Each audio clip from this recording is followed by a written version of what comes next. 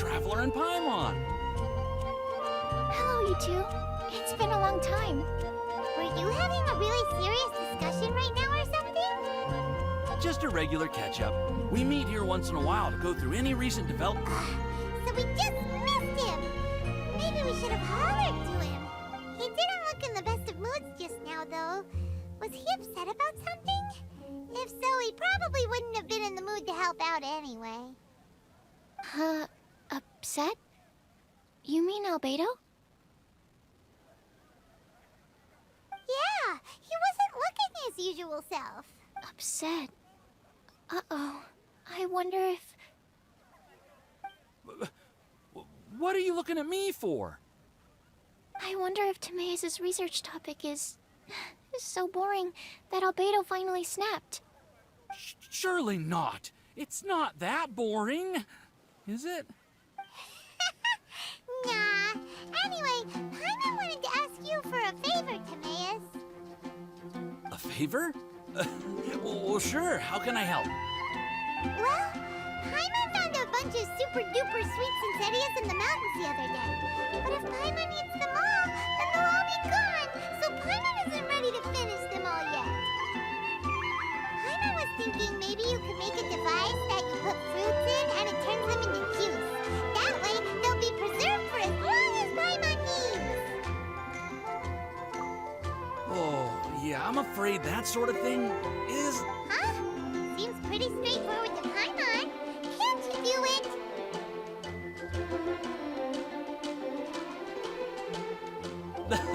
Paimon, I'm afraid you've entered into the realm of the weird and wonderful with this one. Okay. So how about you, Sucrose? Any idea? I'm sorry. It doesn't sound like it falls within my area of expertise. I could give it a try if you really want, but I'd probably just end up giving all your precious fruits arms and legs. Whoa, your tone is so calm, but your words are so terrifying. You'd think I'd be used to this by now. Well, as you know, my focus is on bioalchemy. Besides, keeping things fresh forever is just not possible. If you just wanted to modify certain properties of the fruit or their seeds, on the other hand, I'd easily be able to help with that. Alchemists usually focus in on their own research areas. Take us, for example. Timaeus, Albedo, Paimon. Your idea is very imaginative, but it's beyond Timaeus' and my ability. I don't think even Albedo can make such an incredible device. After all, alchemy is not mechanics. There is a big difference between the two.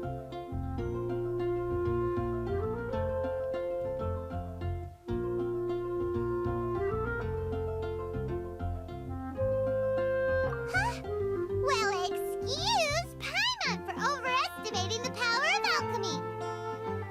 In fact, before Albedo showed up, everyone in Mondstadt thought alchemy was useless. Of course, we know better now. But even then, I have to admit, alchemy is only one of them. Paimon just wanted some fruit juice. What's wrong with that? Oh, of course, these are just Timaeus' and my subjective opinions on the matter. If you're really... But I wouldn't get your hopes up. If he has no idea how to make one either, you'll have to... He doesn't seem to be in a good mood today, though. What if he... He won't. Albedo is not that kind of person. Hey, so where is Albedo heading to anyway? Dragonspine? Unless he specifically says otherwise, Dragonspine is where he usually goes. He seems particularly fond of that place. And some... Then let's go to Dragonspine to find him. Come on, there's no time to lose.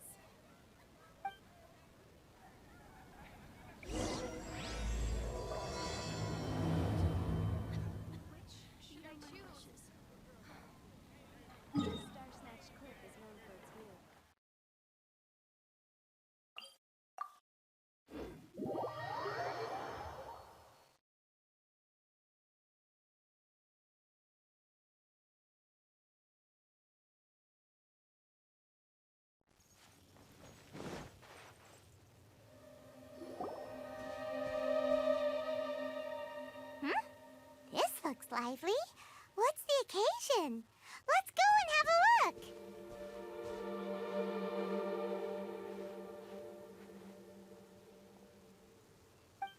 Hey, Traveler and Paimon. Fancy meeting you all the way out here. Amber? Cyrus? Halid? What's everyone doing at Dragonspine? Don't you mind? Oh, the Traveler is joining us too. Oh, great! Fantastic! Wonderful! I agree. I feel much better with the Traveler joining us. Definitely the kind of person you want to have around in a tight spot. Oh, right! Paimon remembers most of these people are from the Adventurers Guild. Then again, it seems a certain outrider is joined too. Allow me to explain. The Adventurers Guild is holding winter training on Dragonspine. As you know, our members have varying levels of adventure experience. Dragonspine is an excellent place for budding adventurers. So, we made a plan for senior members to pair up with junior members. This way, everyone can experience training on Dragonspine together under safe and controlled circumstances. Now, every adventurer can progress together. Hey, you are an outstanding adventurer. Surely you must be willing to join us and help out. Is the Adventurers Guild short on experienced members? Well, that's part of it, actually. The other reason is, when I was patrolling the perimeter of Dragonspine, I found a lost kid named Joel. I heard he lives here on the camp, so I escorted him back.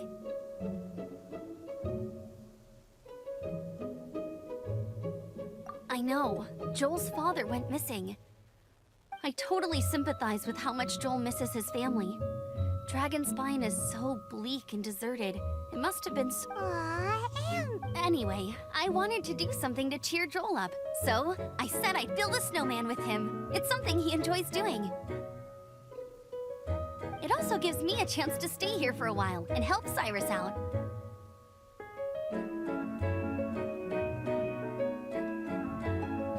Aw, let's go meet up with Joel then. Oh, I invited another friend of mine to join too. She should be... Hey, Cyrus, we've got to take off. Is that okay? No problem. Go ahead. I still have some final checks to make, so I will call you before we depart.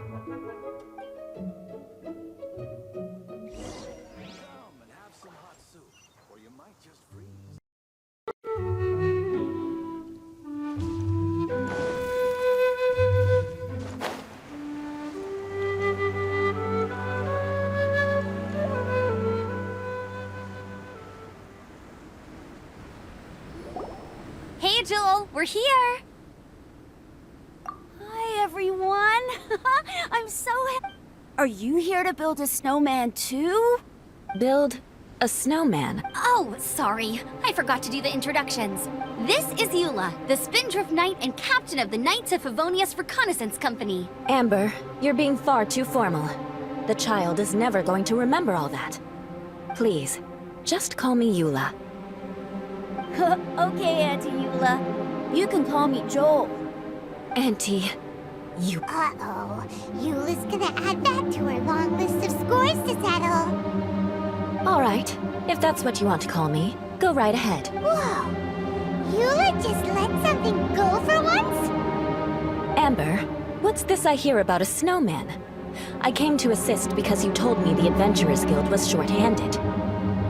Yeah, that's something else. But look, Joel's at the age where he should be having fun, and there's nothing to play with on Dragonspine. He used to build snowmen with his dad, and since his dad's not around, we're keeping him company instead. Besides, Eula, it's gotta be more fun than taking an ice bath all by yourself. Let's combine our forces and build ourselves a huge snowman. It'll be a ton of fun. Yep. Count Paimon in too. Paimon was... Auntie Eula, are you too busy to join in? If so, it's okay. I understand. No, nothing like that.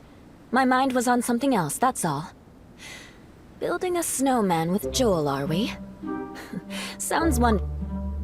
Then let's get started. First, we need to split up into teams to gather some supplies. Joel and I will be on one team. You and Eula can be on the other team. Hey, Joel, see that huge tree over there? Wanna race me there? Yeah, let's do it!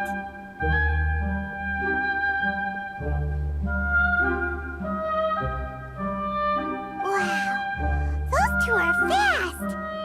It's hard to tell which of them is having more fun. Hey, what's up with you two? Why are you just staring at each other without saying anything?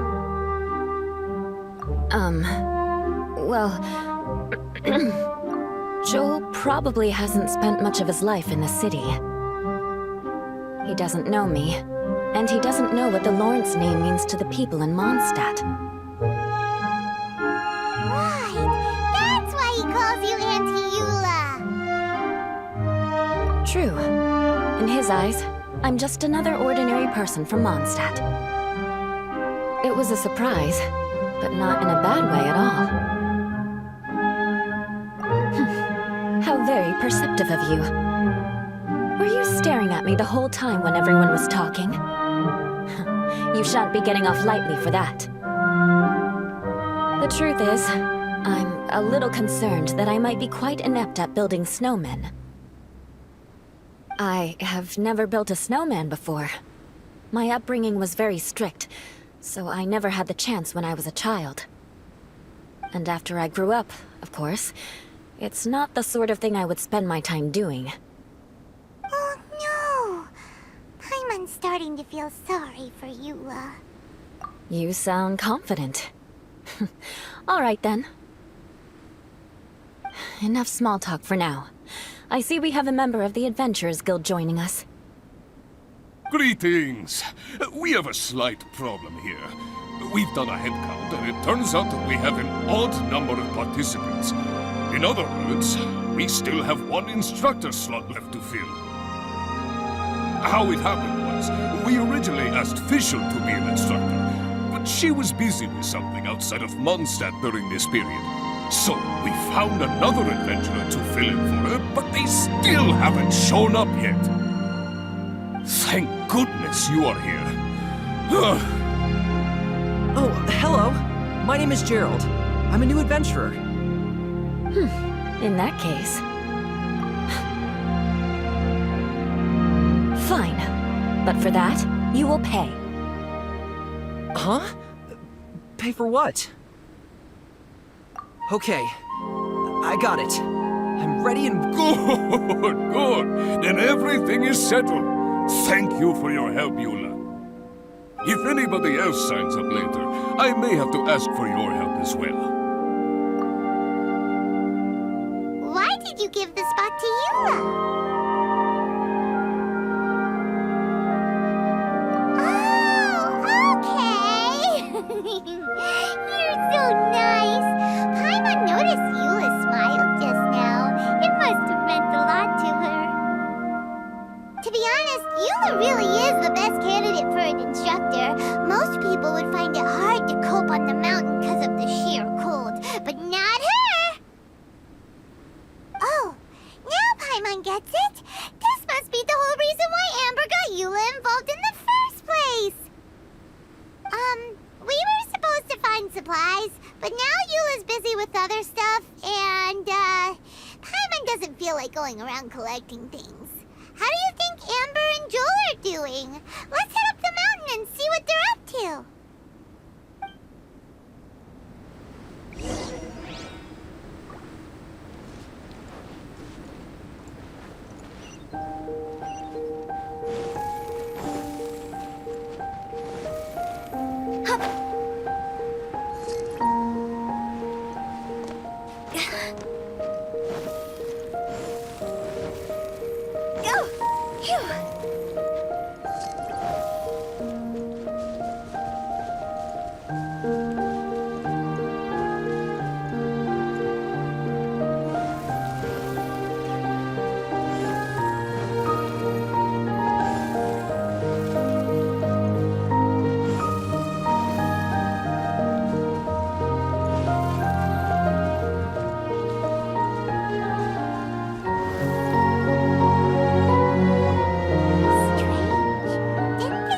going this way? Where the heck are they? Did we get here too late? Have they moved on already?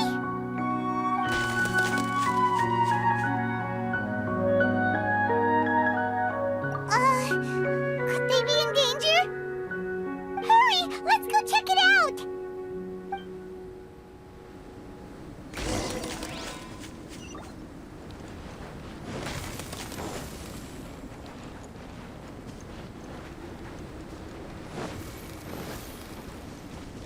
Go!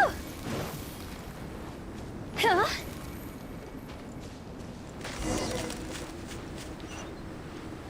Phew! Go! Huh? It's coming from that direction!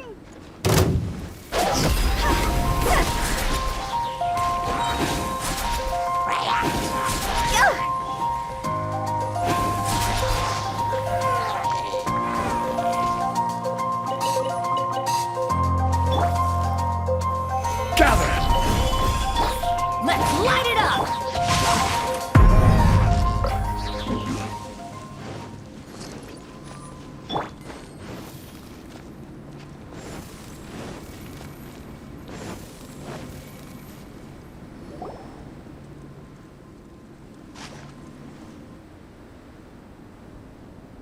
The sound just completely stopped! How could that happen? After all the adventures we've been... Oh, guess we underestimated whatever was behind it. But if that's the case, then what exactly are we dealing with here? I know that voice. Huh? What brings you to Dragonspine? Oh, so it was Albedo all along! All along. Oh, what do you mean by that? On the way here, we kept hearing weird noises, and it felt like someone was watching us the whole time. Turns out it was just you! Honestly, you really gave us the creeps. If you're bored up here, go find something useful to do. Don't go sneaking around scaring the poop out of people. The things you felt and heard could easily be attributed to animals, or bandits, perhaps. You should be wary at all times in this environment. There are all too many ways to sustain losses here if you aren't careful. So, what business brought you here? We actually came to look for you, but then it turned into looking for Amber, but now we've met you, so we're back to that again. Your thought process is rather chaotic, as is the way— Hey! How dare you! All Paimon's trying to say is that we came here to look for you! Oh, is that so? Then it must surely be something of great importance. I'm all ears. He seems to be in a better mood than we thought, right? Does that mean Timaeus' stupidity doesn't really get to him after all? Huh. Okay, let's just forget that ever came up. That's okay if you can't tell me about it. Just treat this as an opportunity to stroll on the mountain and enjoy the view. So basically, the truth is we're here on adventurer duty.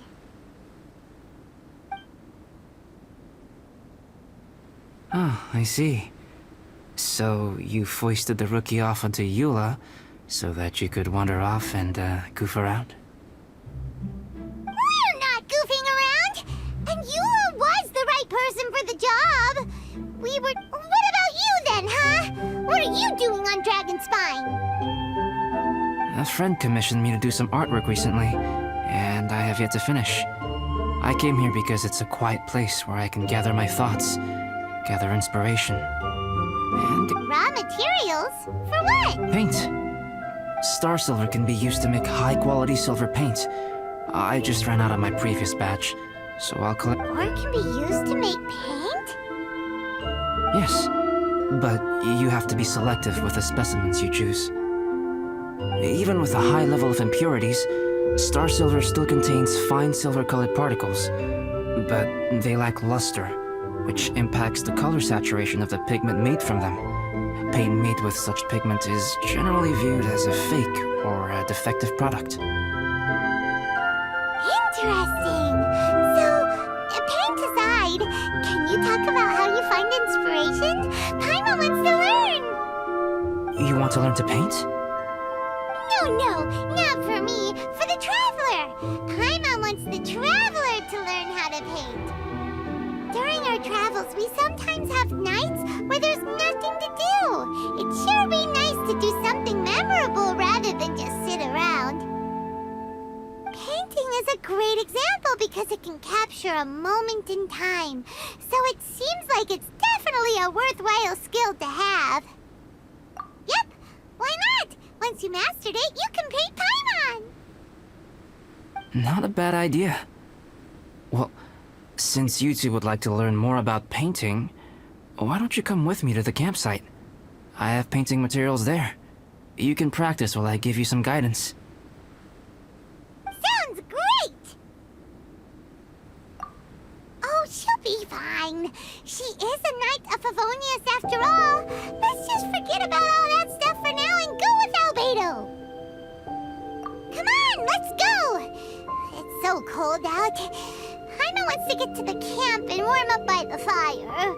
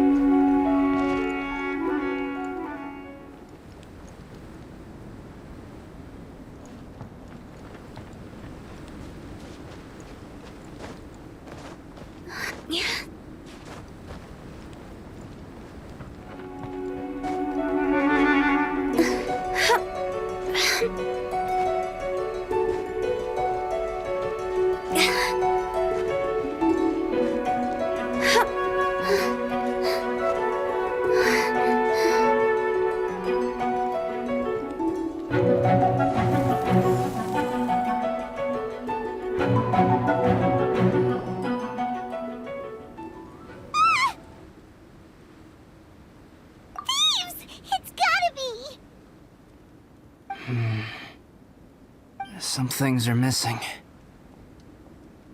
Nothing valuable, hopefully. Wait, It's hard to say their value, but some of my alchemy notes are missing. alchemy notes? Would they fetch a high price? To the uninitiated, they are merely scraps of paper. But for someone who knows what they're doing, So you're saying only someone who knows alchemy would have stolen them? But the only people who come to Dragonspine are adventurers, thieves, and monsters. What use would any of them have with your notes? I feel the same way. However, Hilly-Trill break-ins and other such incidents are not unheard of on Dragonspine.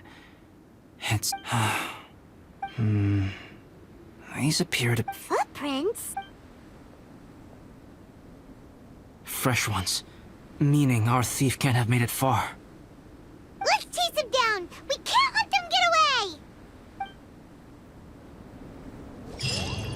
From the entrance, the footprints go that way. Oh, that thieving... thief! Adventure time!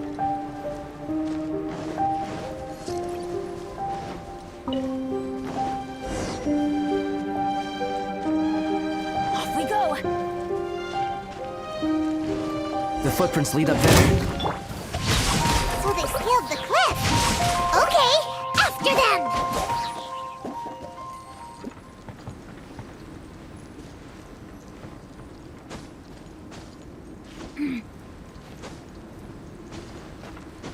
Yeah, right.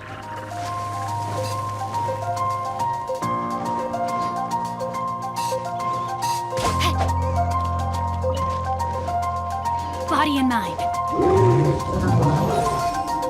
Footprints on the snow are so hard to notice. So easy to lose track completely. That's why we have to hurry. Huh? The footprints stop here! Our thief must have jumped from the cliff.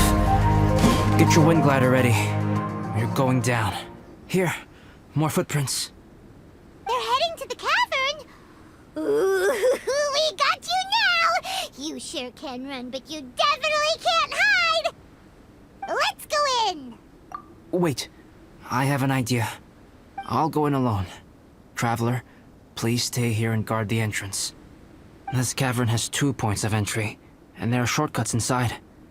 Judging from the state of the footprints, he hasn't been in there long. I should be able to reach the other side before he does. Cut him off at both ends. Good idea! Whoever apprehends the thief first has to notify the other party. This way we're fully covered. Still, safety comes first. We do not yet know the identity of our thief. Please take care. We'll be fine. Okay. See you shortly. Of course. I wonder if Albedo found the thief. Really? Huh. Maybe it just feels like a long time because Paimon hates waiting. Why don't we find something to do to pass the time? You know, something like... Oh! Look at all that star silver over there! Why don't we gather it up for Albedo? It's right next to the cavern, so we won't be going far. If anything happens inside, we can be right back here in no time. Yay! Let's get started!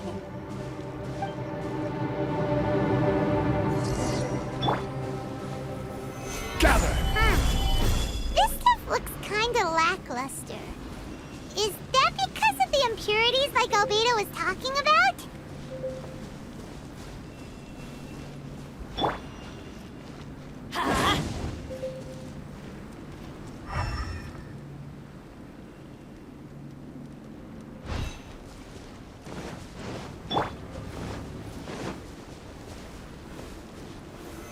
Solidify!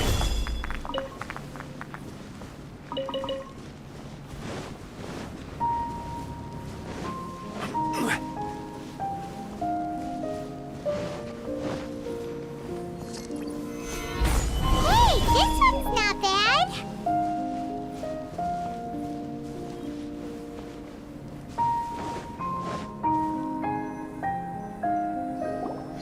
Alright, this should be enough. Some star silver. Finally, you're back. Yes. Sorry. I was unable to catch him. He was faster than I'd imagined. Oh. So after all that, we still don't even know who the thief was?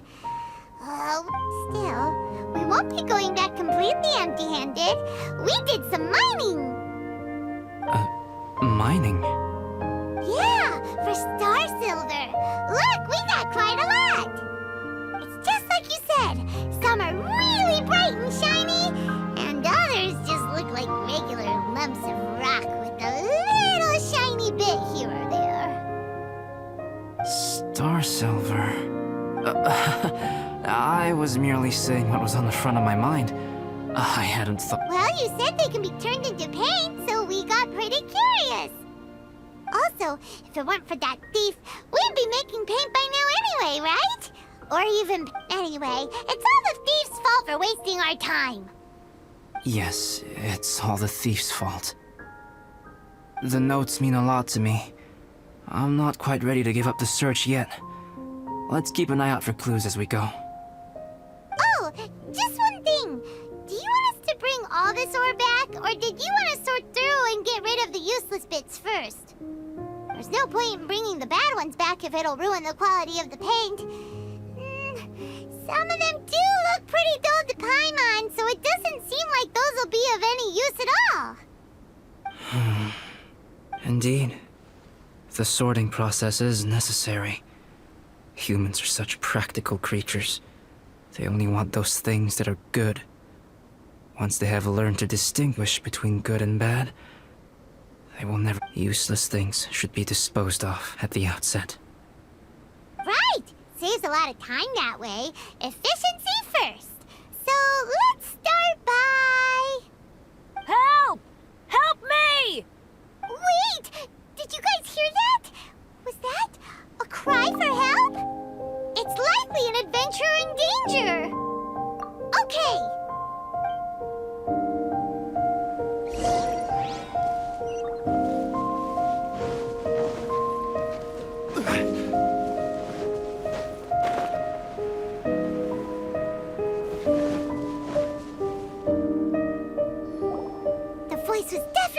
from around here.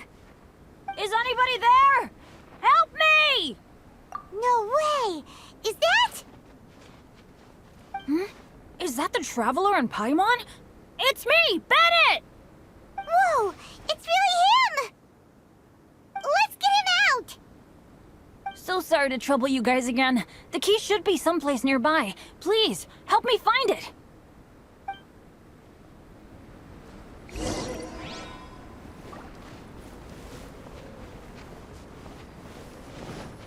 Wow, so much clutter! Oh, we're not gonna find the key. Uh-oh, we got company! Solidify!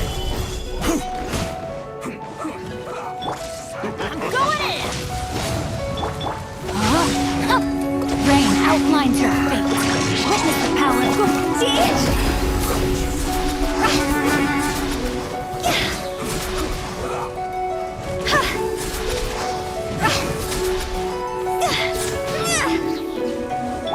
This is order. Solidify! Everybody stand back! Know my sword! Rain cutter!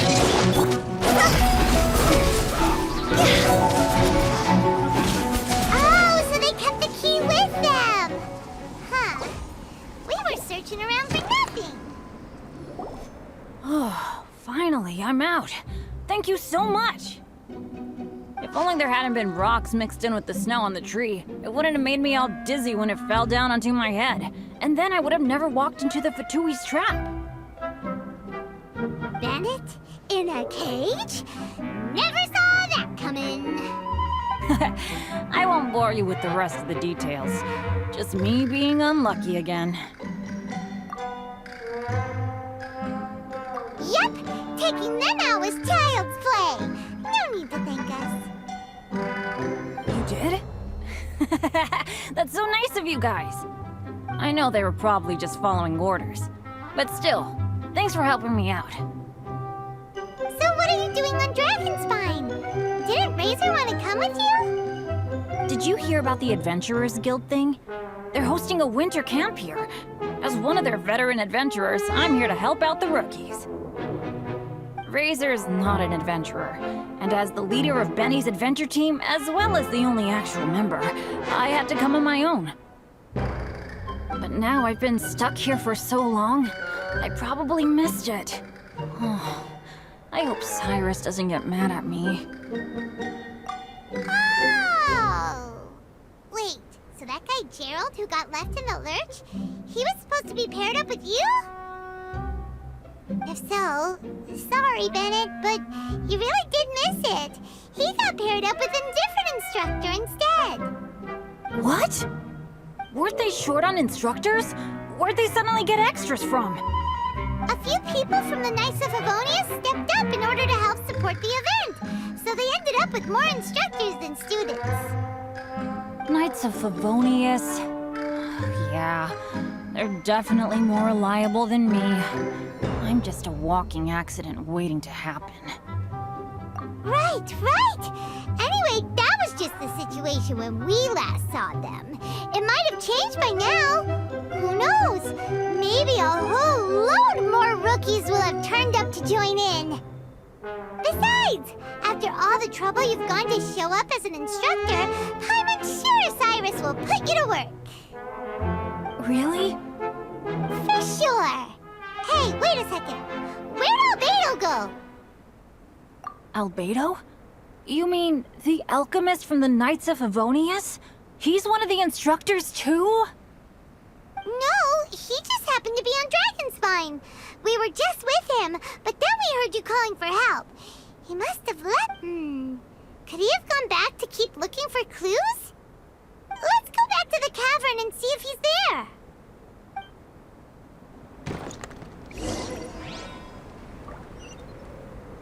Phew. Huh? Phew.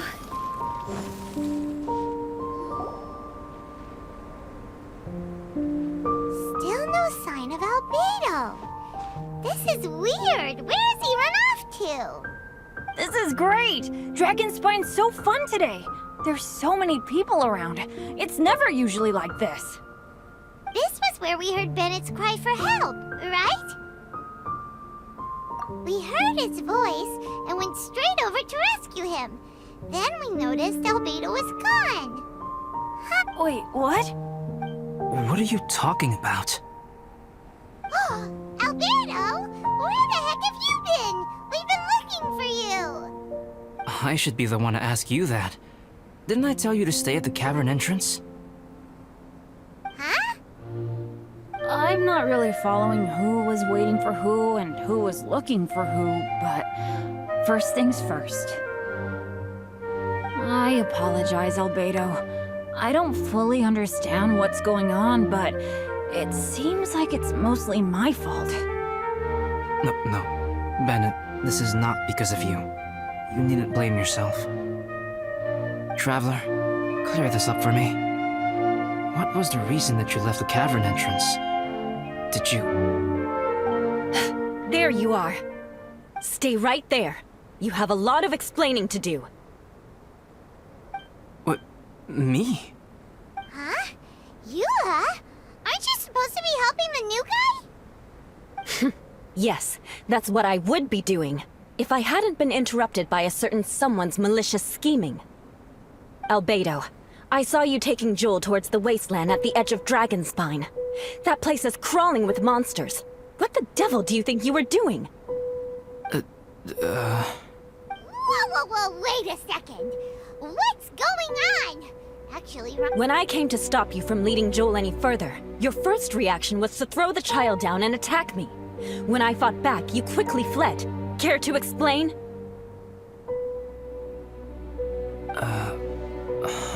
I see. Interesting. Interesting. Eula, it sounds like you met an imposter. Someone who was impersonating me. Impersonating you? To what end? It is difficult to draw a definitive conclusion for now. But these strange incidents do seem to be connected.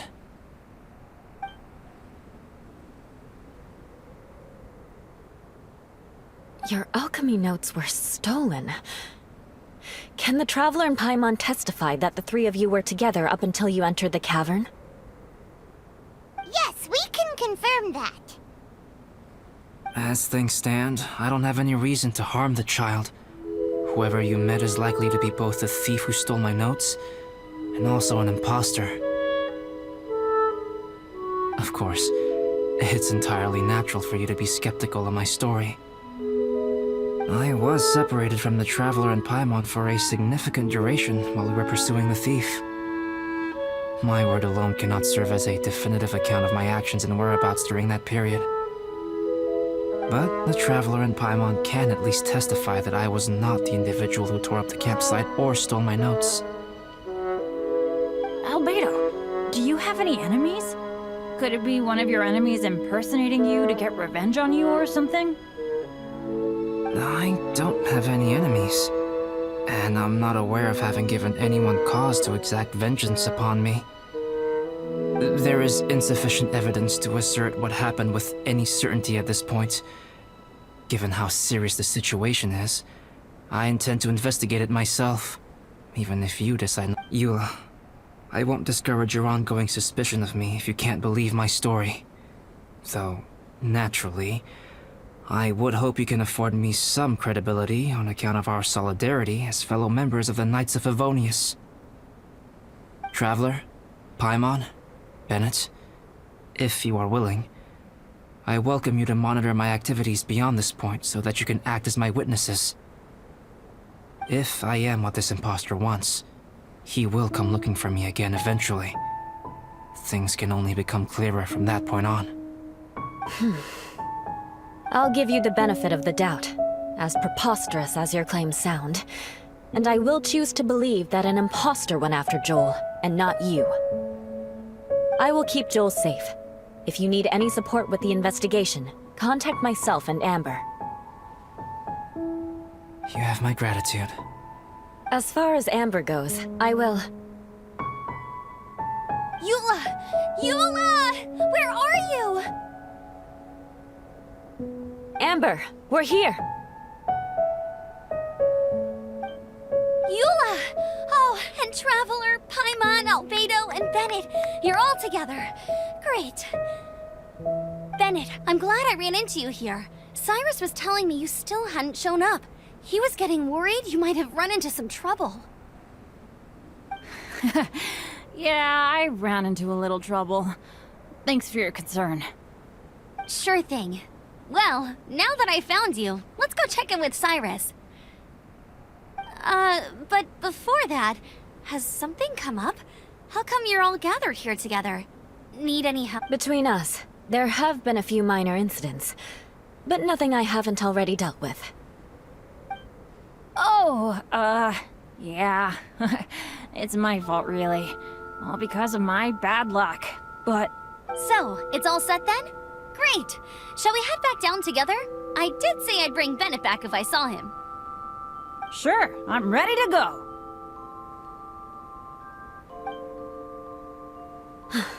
Very well.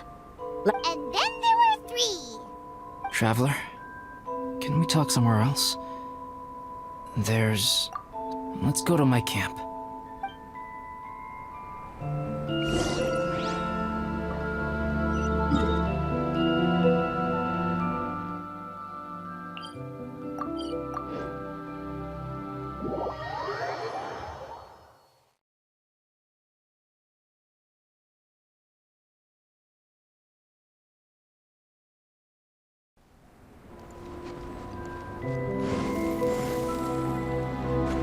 With the wind.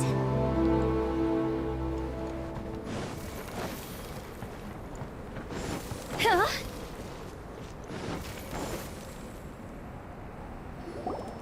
My camp is somewhere that we can talk openly, without reservation. But before that...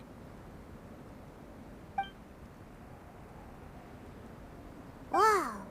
What a mess! Thank you.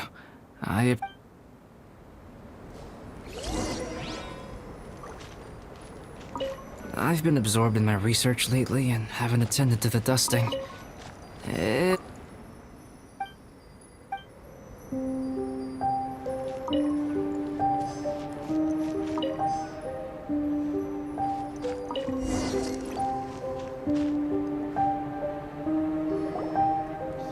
that should do it. Neat and tidy. Thank you, both of you. Now that everything is in order, it's time to talk. You look really serious right now. Is this about what happened earlier? I remember I once told you that you must have questions, and that I would answer them. I also said that, while I did not wish to deceive you, there were certain things I could not go into detail on. I am a synthetic human being. A human forged by a human hand. The one who created me, my mother and teacher.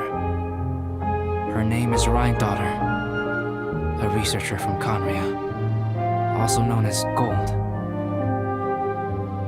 A synthetic human? What the... How the heck does that work? When the pinnacle of attainment in alchemy is combined with unimaginably vast learning, the apex achievement is the creation of human life. When you say Conria, do you mean... I am indeed somewhat older than my appearance might suggest. But when I came into being, Conria had already been destroyed. I have no memories of it. My master raised me and taught me everything. Like her, I am a pure alchemist. I live for academic knowledge. Nationality and identity are not what ultimately define us. Traveler, what is your general feeling toward Dragonspine? You've visited numerous times now. Would you say it's... Rhine-daughter created 2 miraculous beings. One is me, and the other is the venomous dragon, Durin, who died here. Durin? So that makes you guys... brothers? As sons of Rhine-daughter, Durin and I are indeed inextricably linked to one another. The phenomenon of our creation defies definition within the scope of a typical human worldview. But if we may tentatively call it birth, then yes, we, by extension, are family. Speaking of Durin, Paimon remembers that his power was quite special. That's right. Because of this, whenever strange things happen on Dragonspine, it always makes me wonder. For instance, the feeling of being watched that you described. Oh, right! Paimon knows what you mean. When Eula and the others were here just now, the Traveler gave me a look as if to say, don't say anything. Probably because it would only make you more suspicious. But Paimon noticed that you came out of the cavern not too long after going in, and you told us that you didn't manage to catch the thief. Then we heard Bennett calling for help, so we went to rescue him. But strangely, you didn't come with us. And when we got back to the cavern to go find you, suddenly you were the one looking for us. So, it seems that you met my imposter too. Well, if so, it was a pretty good impression. He had you down to a T. We never would have guessed. Also, after he left us, why did he go after Joel? Perhaps Durin's power drives people to madness. But that's merely crude conjecture. Whether someone is impersonating me or there is another false me out there, this is a cursed tale, and it is not one whose weight you should have to bear. Traveler, perhaps you should return to Mondstadt if you have no further business here. The work that lies ahead will occupy me completely. Yeah, we're Dragonspine veterans by now. If there's something really bad going on, we can't just leave you here to deal with it on your own. That wouldn't be very nice now, would it? Besides, there's no one else in Mondstadt that you can talk to about this. Sucrose and Timaeus don't know your secret. Yeah, don't push us away at a time like this. All right. Thank you. You were intending to participate in that winter camp, if I recall correctly. That could serve as an excellent pretext for you to remain on the mountain. In that case, please join in the activities of the Adventurers Guild as planned, and be on the lookout for any leads while you're at it. If anyone sees me, or someone like— We'll be sure to pass the info straight on to you. Good. Then we're agreed. Okay, let's split up to look for clues, then meet back here at this camp in a few days' time. Sounds good to me. But please, whatever happens, put your safety first at all times.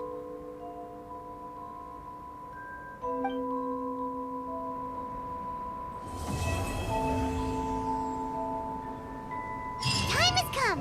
Let's go meet up.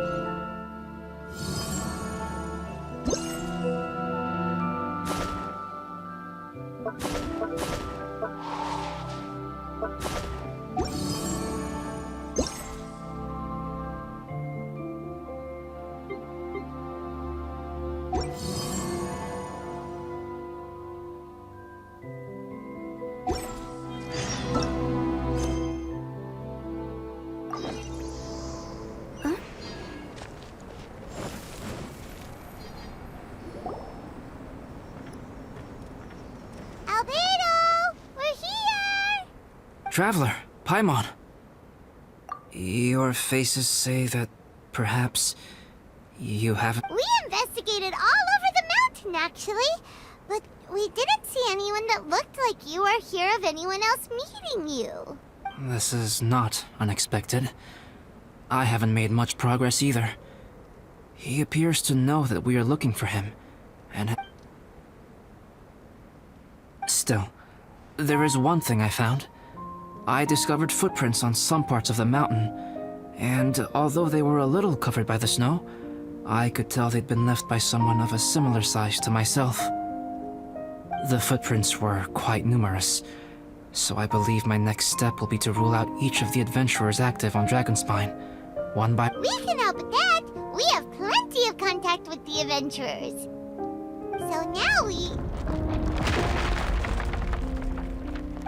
Ah! What was that? It came from that direction. Could it be the imposter? Yes, let...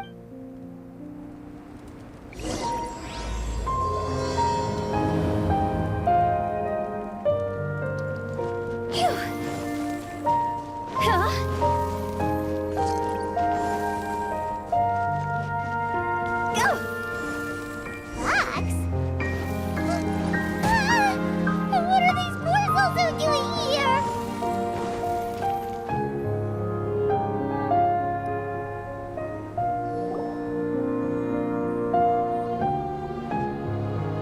Hey, did you see that? Did those rocks shake just now?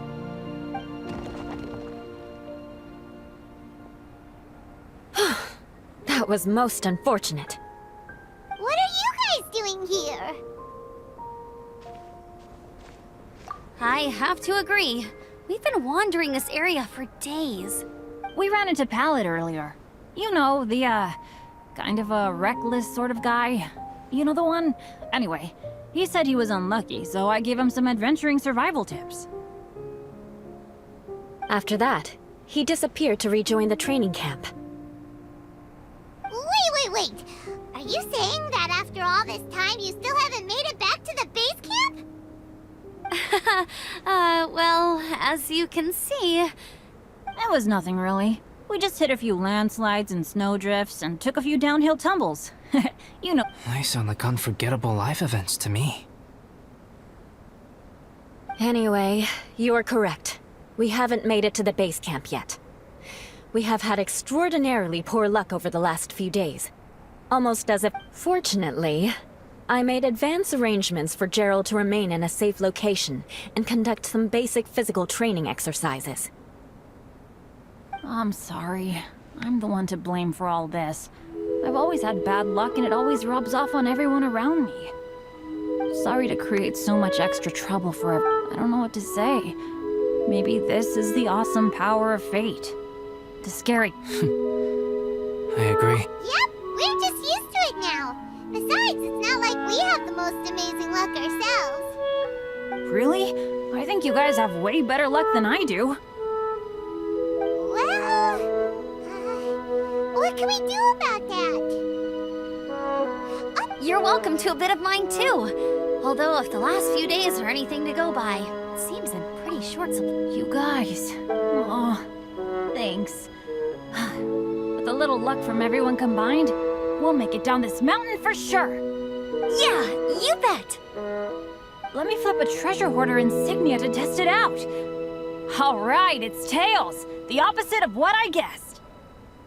So you can predict your fortune this way? But why are you so happy that you got it wrong?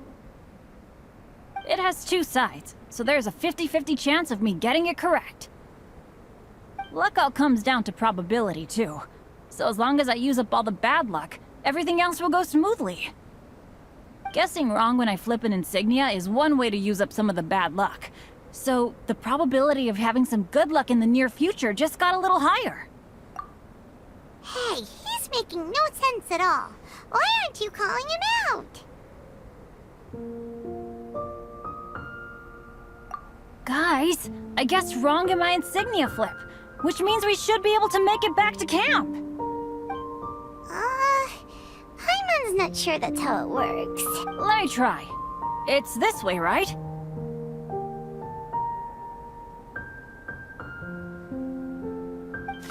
Oh! Ow, my butt!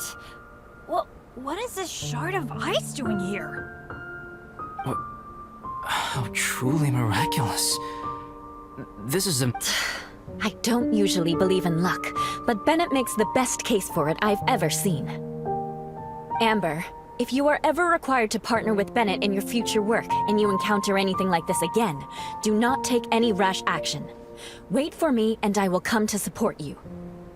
Huh? Yes, of course. Now that you mention it, I do feel a little tired. Trekking in the mountains has a way of wearing you out. Since everyone is tired, why not take a rest in my camp? I'm so sleepy. A nice bowl of hot soup and a good sleep would sure be welcome right now. Suddenly, I'm kind of sleepy too. Amber will fall asleep in the snow if we keep going much longer. Come on, let's move. We shall head to Albedo's camp and get some rest, take stock of our supplies, and decide how to get off this mountain.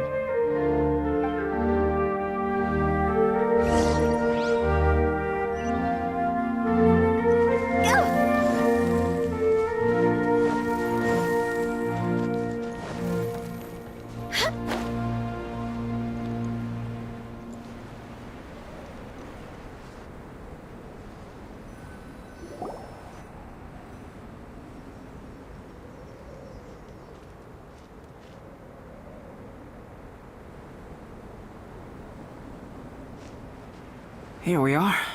Make yourselves comfortable.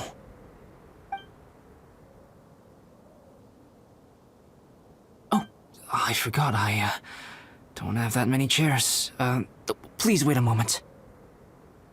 What's he doing? Painting? He is. He's painting a chair. Wait, alchemy can turn paintings into objects? How is this possible? My paintings are like blueprints. Alchemy simply enables me to omit the manufacturing part of the process. It's an elementary level technique. With enough research and experimentation, this same technique can even be used to create living beings. Whoa. Well, since you can magically produce chairs, can I have one with a backrest? No problem. How many of you want backrests? Me! I'll also take one with a backrest, if you please. Can Paimon have a chair that comes with a juicer? Still beats squeezing onto a stool with you.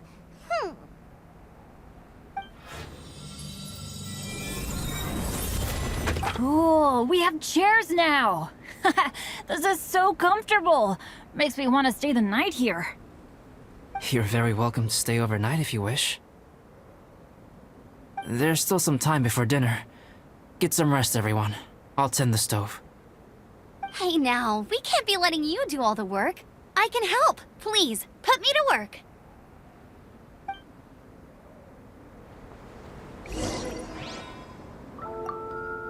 Oh, pace yourself. Dinner could be a while. I still have a few things to prepare. It's almost ready now. Traveler, please light the campfire and gather everyone for dinner.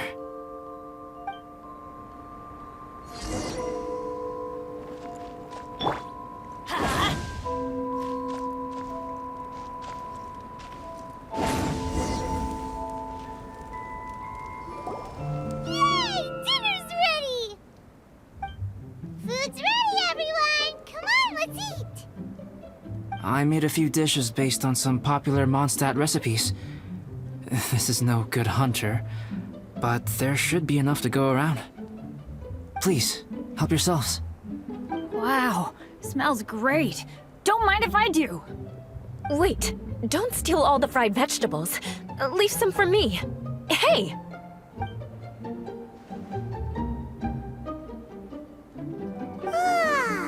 Paimon's full. What a... Albedo, you're too modest.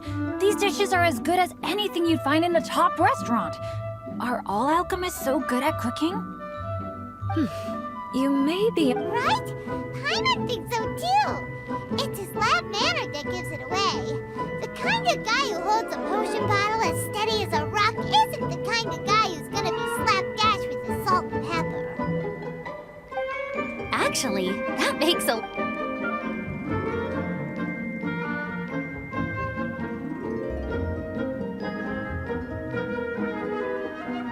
I'm so sleepy after all that food. Did Bennett fall asleep sitting up? He must... The way he's sleeping is so... alert. I'm impressed. He seems to be in a deep sleep. Ooh, Paimon wonders if he sleep talks. Oh, no, Dad, no apples for me. I want sticky honey roast and fisherman's toast. Sticky honey roast. That's your favorite, isn't it, Amber? Sure is. Give me a sticky honey roast from Good Hunter any day. I used to take Eula to Good Hunter a lot back when we first met. Before long, Sarah would start cooking our usual orders as soon as she saw us coming. She said we ordered the same thing so often that it was practically muscle memory by that point. She also said that if everyone in Mondstadt ordered like we do, her job would be so much easier. All she'd have to Always eating together. Aww, it's nice that you two are so close. The Traveler and Paimon always eat together too. It's a sure sign of true friendship. Two people simply sharing a meal says nothing either way about the relationship between them. That depends if it's a one-off meal or a regular occurrence. Aha! Paimon just noticed something. Whenever Eula doesn't want to admit to something, she raises her chin or puts her hands on her hips. You've all picked up on that. Didn't know Eula's tells were so easy to spot. We are done here, yes? I am free to go, am I not? Then please excuse me. I have a frozen lake I need to be at. You're going for an ice bath at this time of night? Wait up! Don't go without me! I thought you wanted to get some sleep. So maybe you should stay here and rest. No, I should come with you. It's late, and it's dark, and you're not good with directions like I am. Come on, let's go together.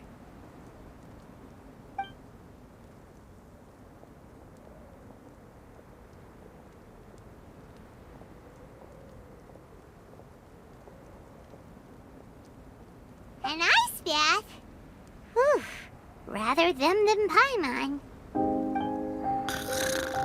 So much roast meat. Oh, hey, Dad. I'm doing all right. I'm the leader of my own adventure team now. Wow. Bennett really is a sleep talker. Okay, looks like we got some downtime now. All right, you two. Time to paint. Have you decided what to paint? Like you even need to ask. It's obviously going to be Paimon. Sure. But we should move elsewhere. We're likely to disturb Bennett's sleep if we stay here, so let's go outside. Okie dokie. All right, grab your easel, paper, brushes, and paints. Don't leave anything behind.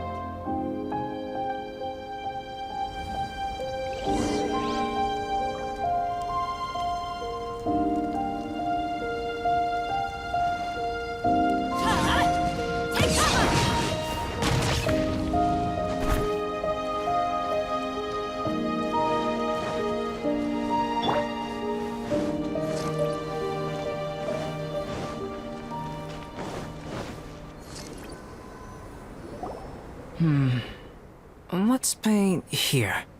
Allow Paimon to adopt an elegant pose for your artistic reference. Hey, what's that look for? Cut the attitude and start putting your perfect Paimon down on the page. You better take this seriously, because this is going on Paimon's wall. Confidence is a good thing. Those to whom it is endowed do well to flaunt it.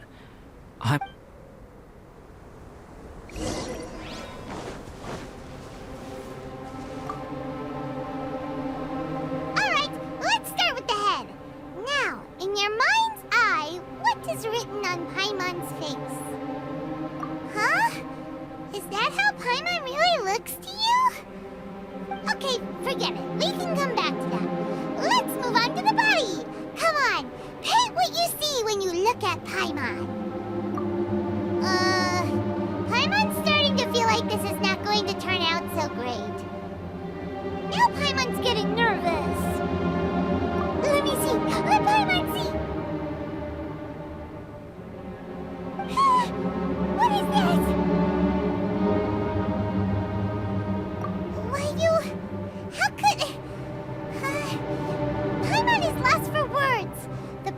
artwork is smooth, and the composition seems professional quality. You had no problems there. So what the... Smooth, professional quality? And those eyes! Those boring, lifeless eyes! Where's... Traveler? Have you previously received any education in the fine arts? Oh, really? So it's just a hobby then? Oh, well, that sure explains a lot. There's no way you would have made Paimon look like this if you'd had any amount of formal training. Fascinating. Paimon, if this is not to your liking, I can make a few amendments. Traveler, what do you think?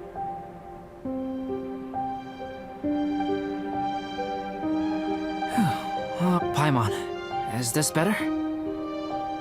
It's a total ground-up overhaul, that's what it is! It's so pretty! Adding flourish to the finished piece is an essential component of what makes art... art. This is not to say that you differ from the painting on a fundamental level, rather that the real you and the you in the painting present two different styles of beauty. You remain the core reference point for the painting. So, Paimon, you can put your misgivings aside and hang this painting wherever you like. Wow! Thanks, Albedo. Oh, I merely added a flourish here and there. You should be thanking the Traveler. In truth, ground-up overhaul is more or less in... The more Paimon looks at it, the more she likes it. Great! Paimon has a portrait painting! Paimon's gonna show this off to everyone! It's nothing. I can paint you next time, if you'd like. You can hang it in your home as a souvenir. I rarely entertain so many guests at my camp. It's lively. A little noisy, even. But liveliness is a rare thing here on Dragonspine.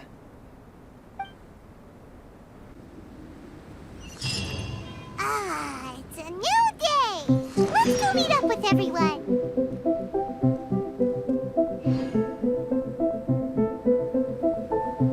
Hey, good morning! I slept great last night. How about you guys? All rested up? I'm fine, as usual. The path down the mountain is easier to follow in the daylight. Let's take this chance to head down to the base camp. Let's go! If we make good time, maybe we can all get lunch together.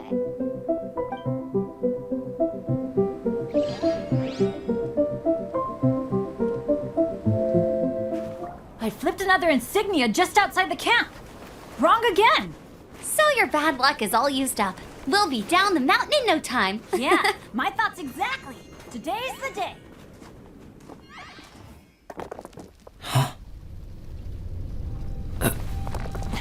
Oh no! Avalanche!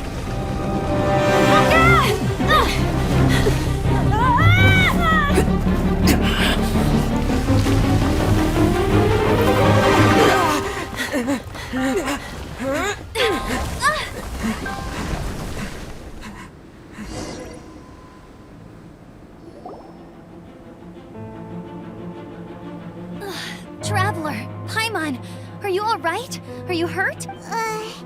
Paimon's fine. That's good. My arm got a little scratched up, but it's nothing serious. I'm okay, but I don't see the other two. I'm afraid the avalanche may have pushed them off the cliff. They fell down? They'll be okay though, right? I think they're both robust enough to survive the fall. But if the falling debris knocked them unconscious, and they're lying there in the freezing cold, we have to get down there and rescue them, immediately. Okay, let's move. Hang in there, guys.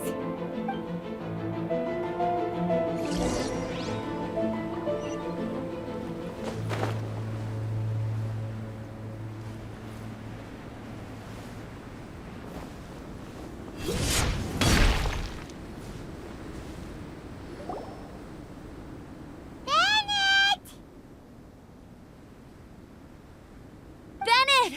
okay? Shout if you can hear me! A voice. Over there. Bennett, is that you? Guys, I'm over here. Are you alright? Are you hurt? Let me check. I'm a little dizzy, but I'm not in any pain. I don't... Thank goodness. Scared the life out of me. If you're dizzy, sit and rest for a while. It's fine, really. This kind of thing happens all the time. I'll be fine. Thank you.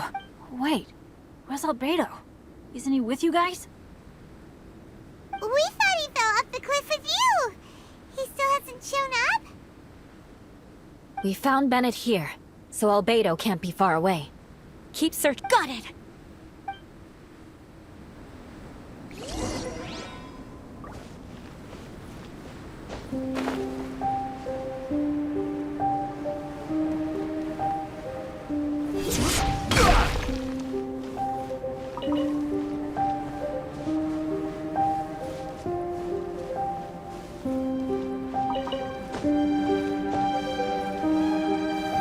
Solidify! No response. Are we definitely looking in the right place?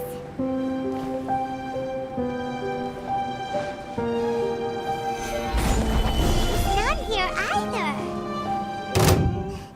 Let's check with the others.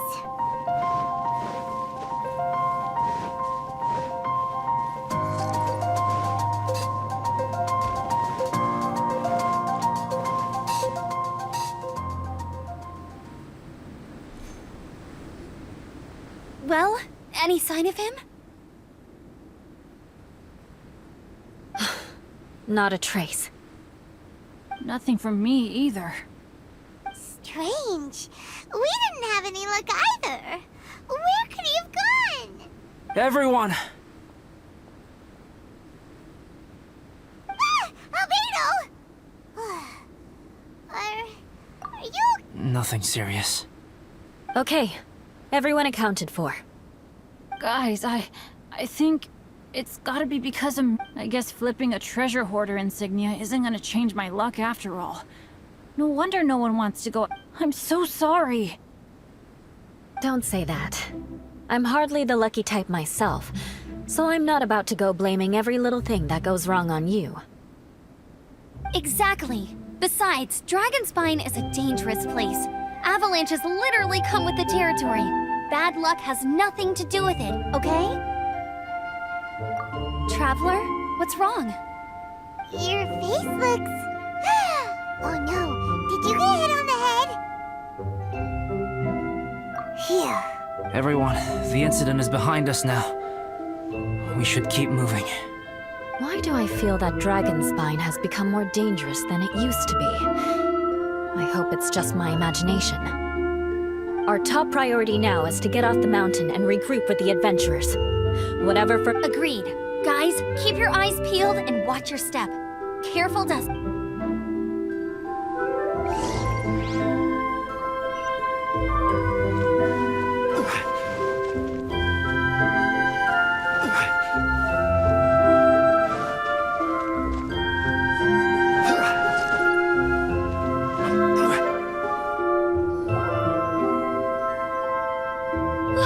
We've been heading in the right direction for a good length of... Victory is in sight! Hooray! As soon as we get to base camp, Paimon wants a bowl of hot soup and some barbecued meat.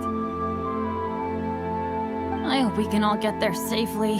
No more incidents, please.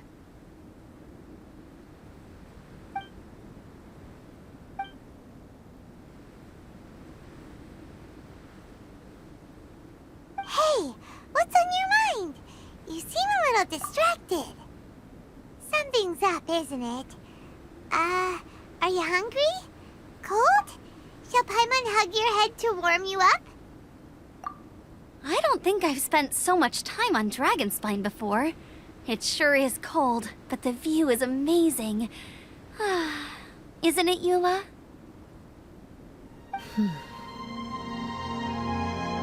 Eula? Sorry, I wasn't listening. What did you say? just thinking, whenever I've met up with you at Dragonspine in the past, we always stick to the same few spots. It's much more vast and beautiful here than I realized. If it were a little warmer and a little safer, I bet this place would be bustling with visitors.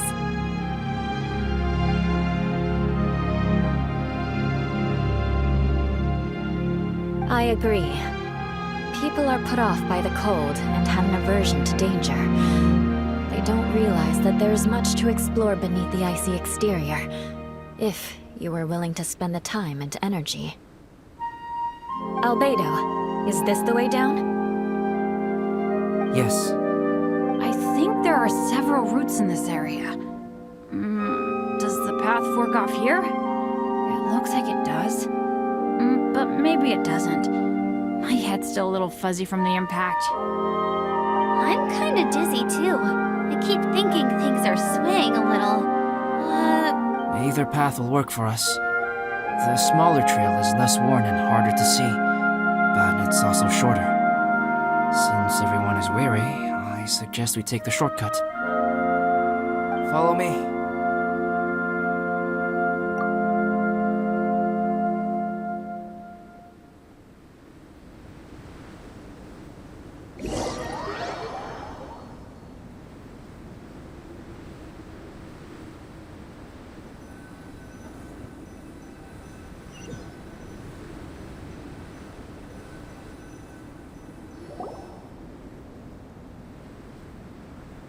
Wait.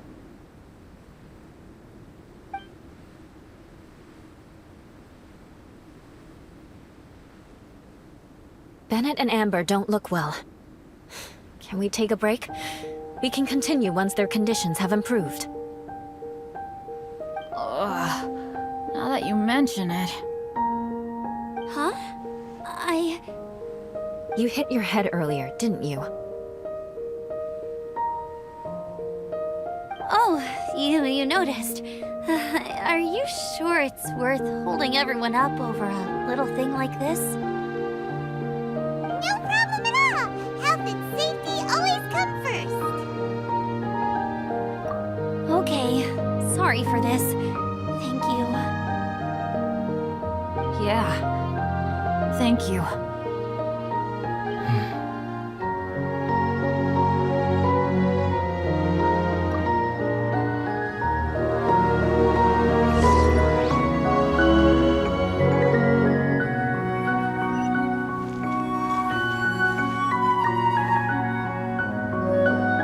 Drinking some water can help with the dizziness. Oh, and lying flat on your back helps too. Thank you, Bennett. Seems like you really know your stuff. Well, when life gives you lemons. Bennett, weren't you feeling dizzy too? Stop pushing yourselves, both of you. Get some rest. We'll continue when you've gathered your energy. Eula might come off as a little frosty, but she takes caring for her friends super seriously, more than anyone else I know. Every time I see that look on her face, I'm just like, ah, stop staring at me.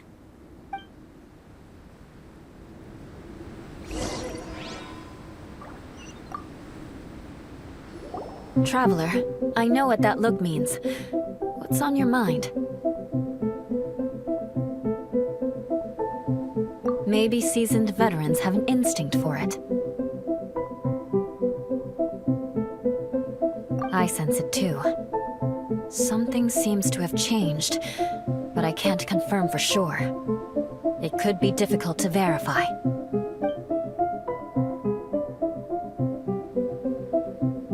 It might be imprudent to speculate out loud, but I believe you know what I am referring to.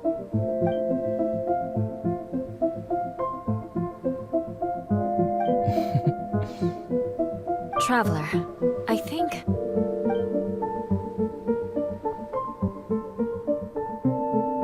you...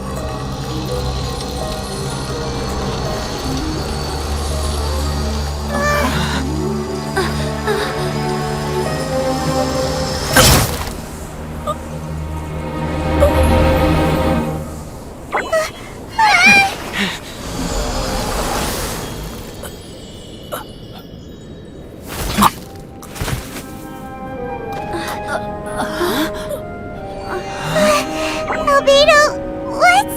It's not over yet!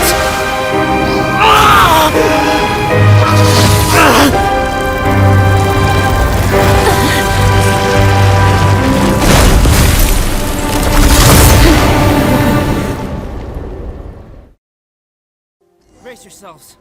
This'll be a challenge. Stay back! I'm going to cut this weed down to size!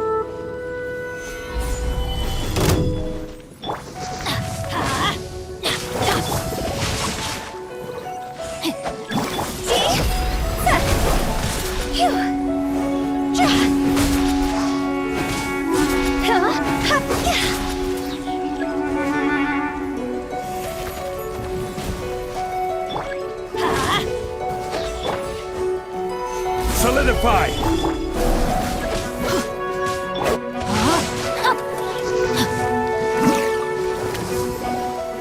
Rain outlines your fate.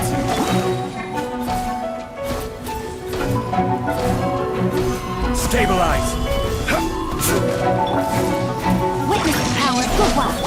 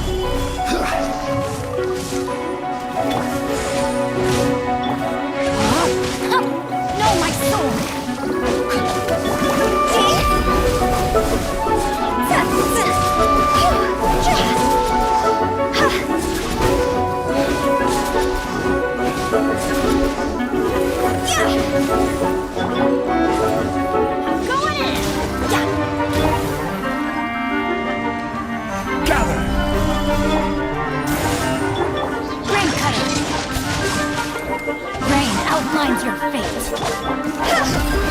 Higher, higher, hands on fire!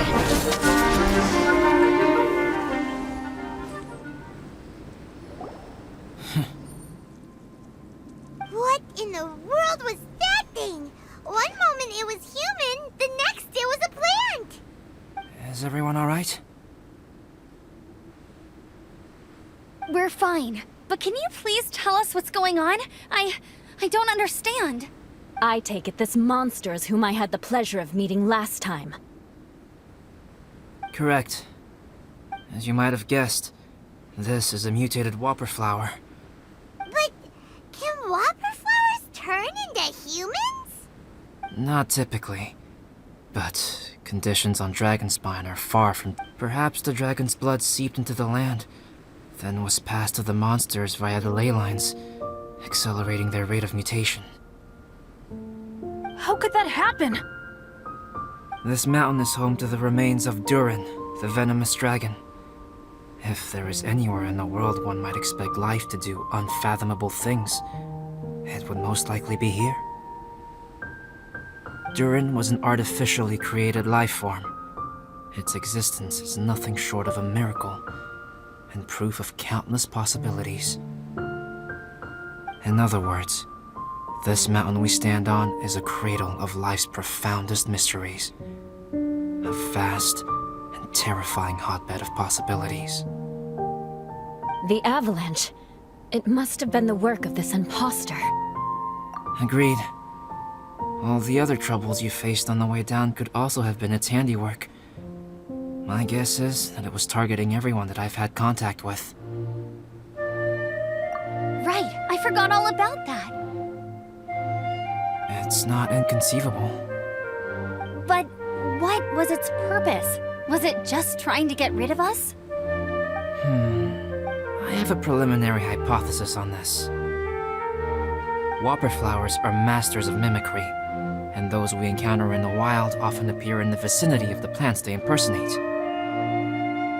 In other words, the whopper flower likely has an instinct to replicate and replace.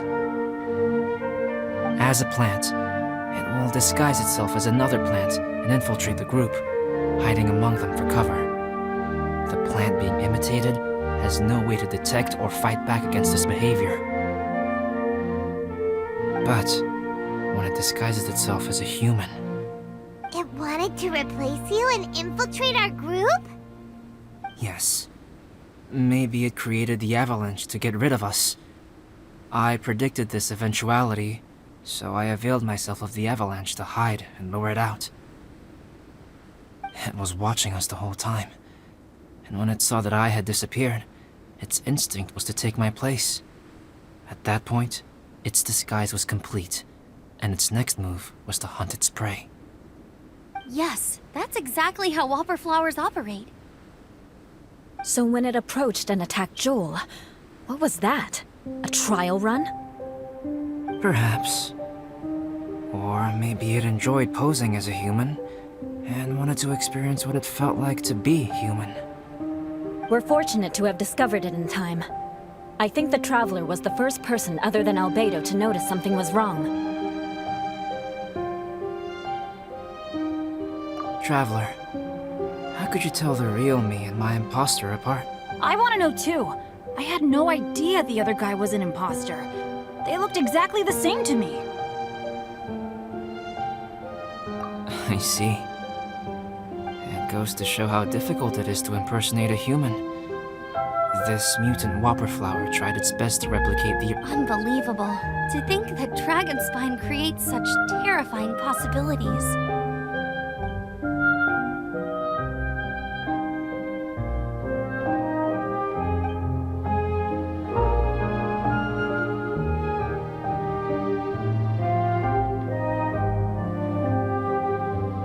Anyway, at least we won in the end. It looks like my method did work after all. I used up all the bad luck, and the good luck finally came through. About that. If you're referring to having fallen down the mountain and avoided injury, well, that's Huh? Well, that still counts as good luck to me. Yes, that... Okay. We've been delayed long enough. Time to move on. Yeah, let's go!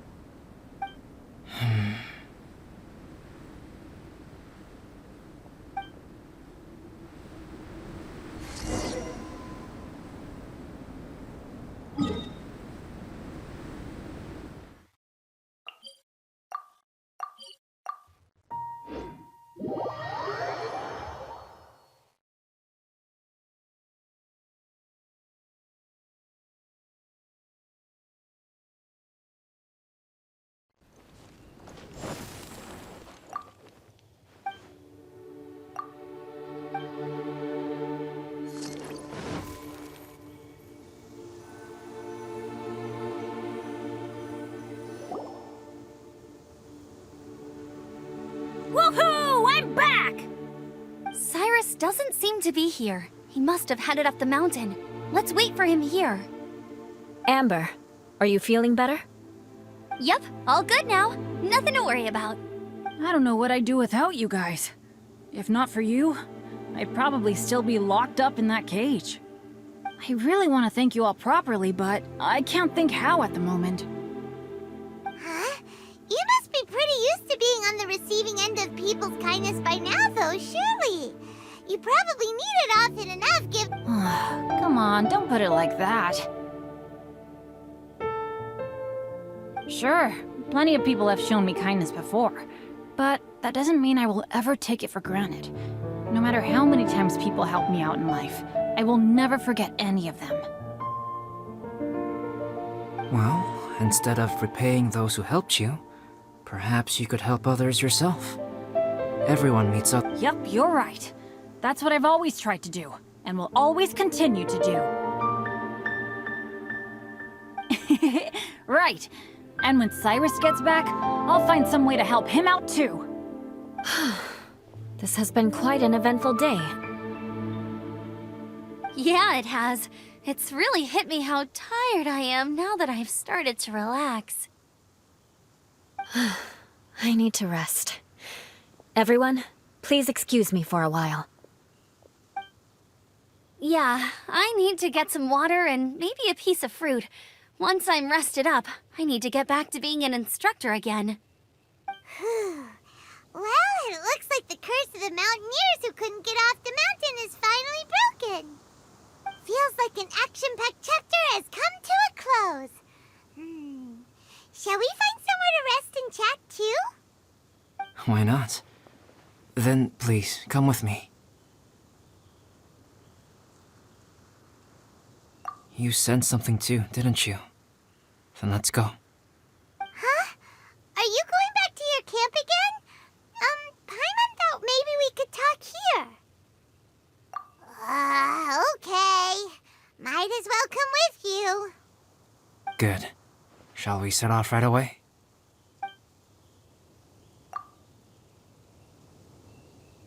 The situation here seems trickier than I thought.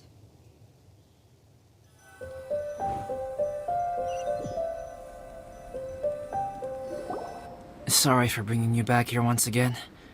Some topics are best discussed in private. Is this about the imposter?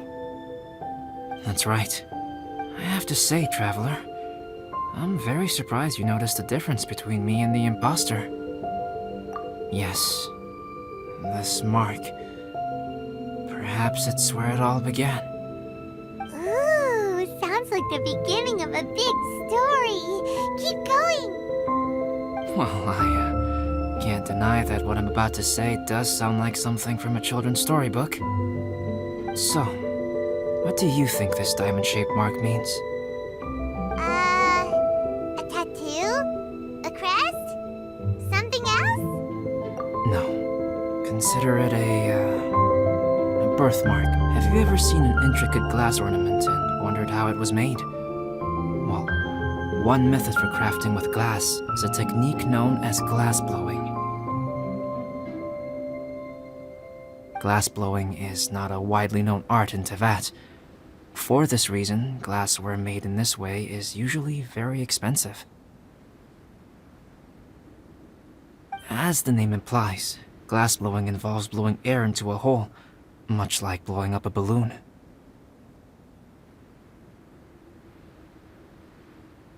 This type of glassware is known for having a pontil mark at the point where the blowpipe was inserted, where the hole was sealed at the very end. This mark is a sign that the item was crafted by a human hand. Sounds kind of amazing. It is a wondrous and beautiful art form. Alice says that these marks are seen as proof of the maker's fine handiwork, the only flaw in an otherwise perfect work of art. My mark is something similar to this. The difference between synthetic and natural life lies in the directional flow of the life force. The energy of a natural life form flows out from within. That's why flower buds bloom and curled leaves unfold. And it's the very reason we watch and wonder at blossoming flowers. Creating life artificially, on the other hand, involves, to a certain extent, the introduction of an external source of energy into the embryonic life form. When the alchemical substance drips and spreads out in all directions, resulting in this rather ingenious diamond shape.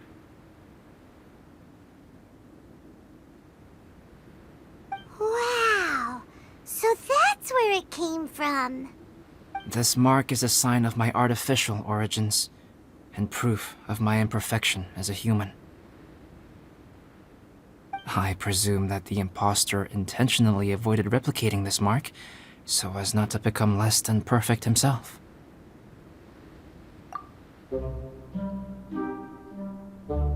You are fundamentally different from other people. I have few qualms about sharing my secrets with you. Just as Paimon said, it all sounds like a story. Even if you were to tell anyone else, they would regard it as nothing more than a tall tale. The transcendent and miraculous are not the only things to which human beings aspire. They pursue the everyday, the ordinary, to a far greater extent than I would have ever imagined. People like to believe that those who are thoroughly different from themselves could only ever exist in stories. It makes things much easier. Or, in other words, all the unfathomable things we've seen recently would make good material for a novel. I have friends who write novels. If they wrote this story, it'd probably be even more complex. Making up stories is easy. Even Paimon can do that. Oh, I didn't know you had that kind of talent. Paimon's the best guide into that. In that case, how about we have a storytelling contest? We can base our stories on the events of the last few days. Sounds great. But we still have to help out the Adventurers Guild. I understand. Creativity is something that cannot be rushed.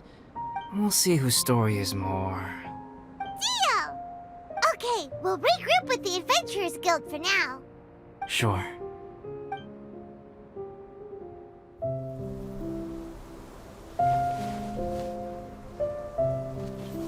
My story. Yes, I should have known. Master's failed specimen in the dragon's belly. This is where the story truly begins.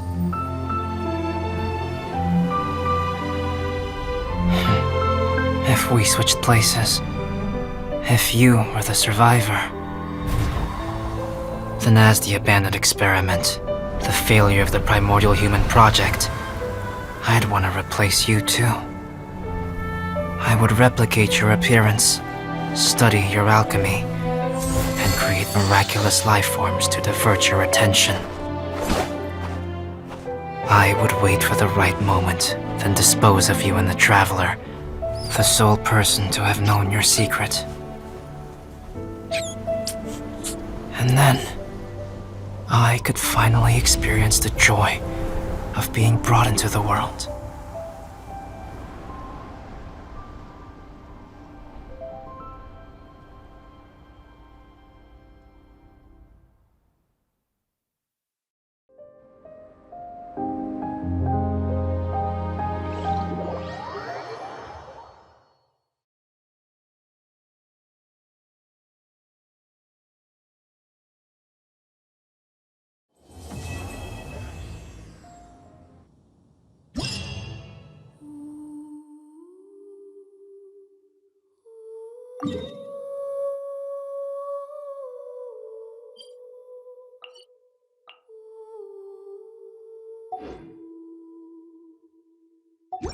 Guess what?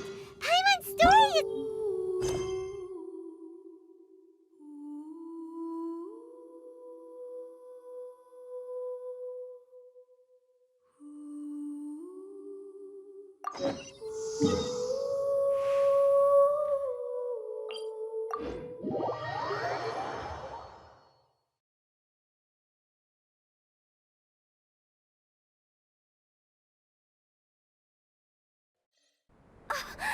Snow.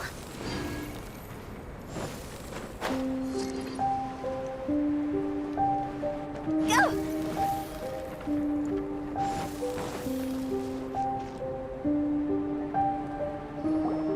Albedo! Traveler, Paimon. I suppose your story is ready. Yep. How about you? No need. I am also ready to tell my... Paimon calls dibs. Paimon first! Please, go ahead. Okay, here goes. Once upon a time, there was an evil researcher who went into the mountains and did a crazy experiment on whopper flowers to transform their appearance. After up to whoever spoke to them, they would ask some questions such as, who am I? Who are you? If the bypasser got the wrong answer, the last sound they'd make would be a yelp before the whopper flower ate them alive in one bite. Ooh, truly frightening. What the? You two aren't scared at all! Don't go nitpicking, okay? If you didn't like the story, go write your own!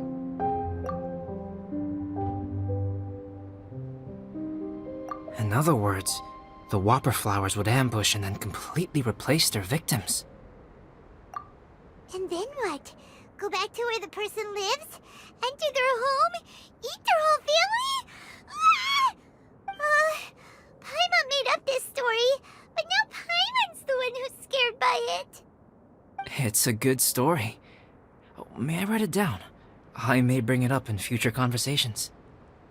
What for? Just... Yes. You've got a real mean streak, Albedo. Mine is a little longer than yours. A great alchemist once created Subject 1. Subject 1 was her proudest achievement, and successfully blended into human society. No one ever would have thought that this friend of theirs was in fact a synthetic human.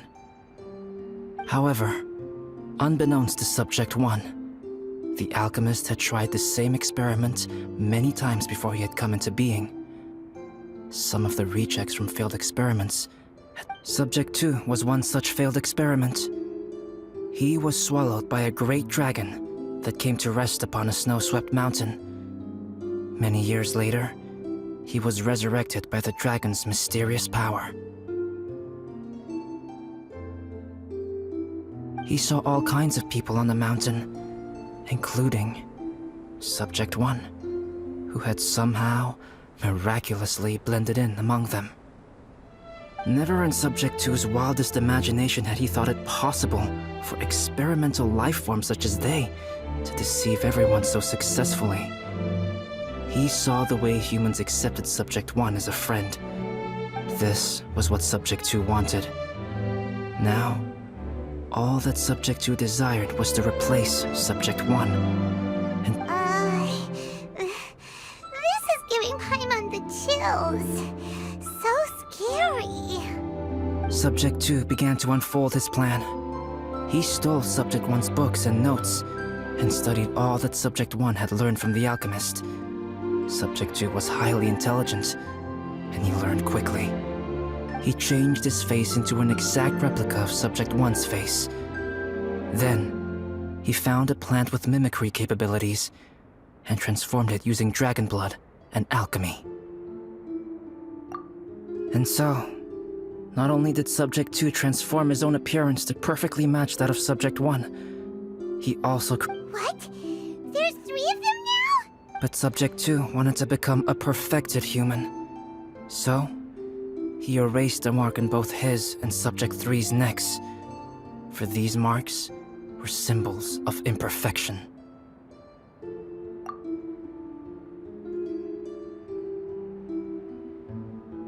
In my view, it was probably a subconscious act, an instinct.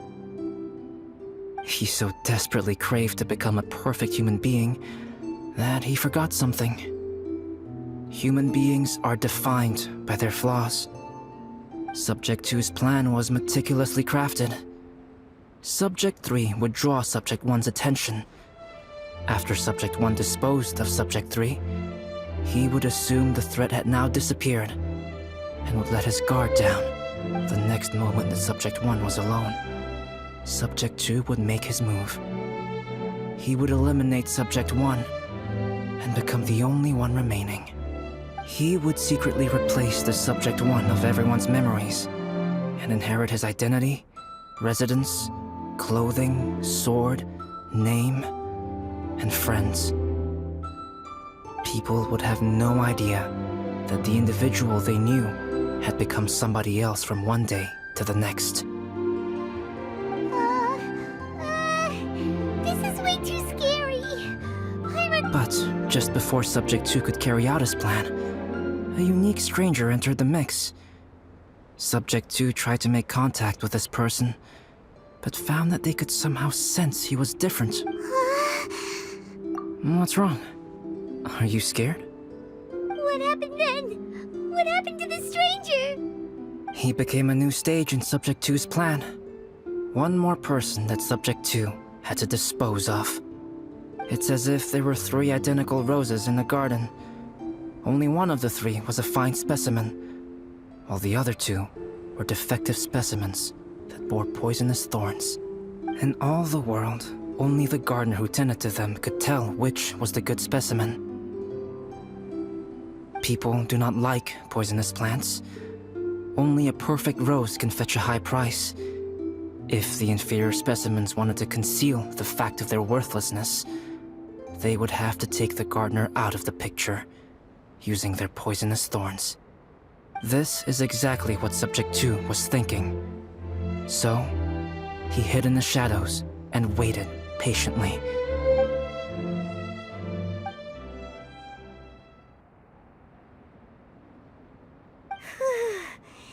That was intense! So what happened after that? Did Subject 2's plan succeed? Fortunately, it is just a story. And even in this story, Subject 2 did not succeed. But monsters mutated with Durin's power and blood are also creatures of Rhine-Daughter, just like me. You must beware of all such creatures. I'm glad to hear that. It's okay.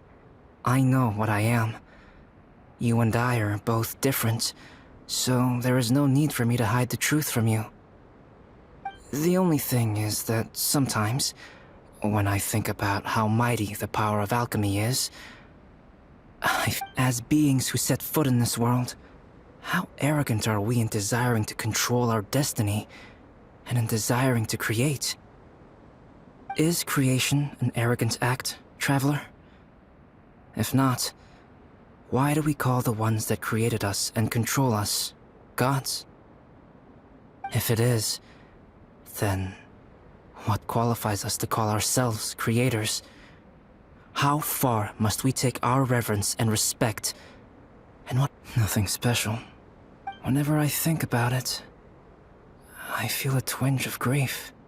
Poor Albedo. Hello? Traveler, are you here? Hey, is that Amber? Thought we might find you here.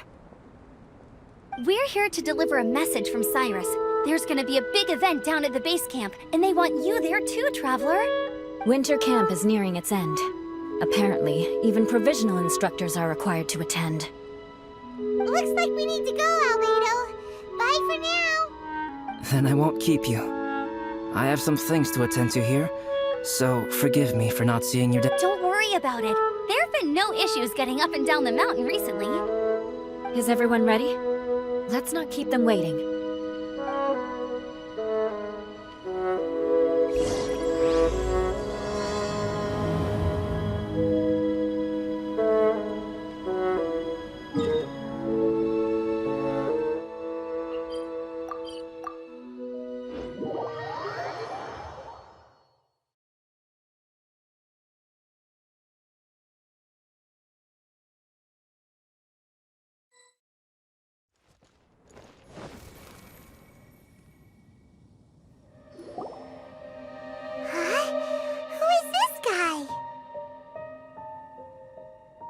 Allow me to introduce Yozerf. He's Joel's father. Dad, this is that traveler I was telling you about.